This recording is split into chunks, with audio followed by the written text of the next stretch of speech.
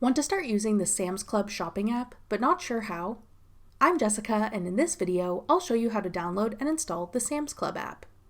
Note that this video will demonstrate on iPhone, but written instructions for both Android and iOS will be listed in the description box. Now let's get started. To download Sam's Club, first open the App Store. Go to the Search tab. Then type in Sam's Club in the search bar. Tap Sam's Club when it appears in the search results. Then tap Get. If prompted, use Face ID or enter your password to confirm that you want to download the app.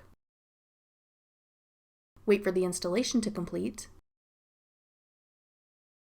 Then tap Open to start shopping on the Sam's Club app. That's all it takes to download the Sam's Club app. Want to try out other online shopping apps? Check out this tutorial next. Click the video on your screen now to watch. Thanks for watching. If you found this video helpful, we'd love it if you'd hit the like button below and subscribe to our channel. We put out great new tech tutorials like this one every day.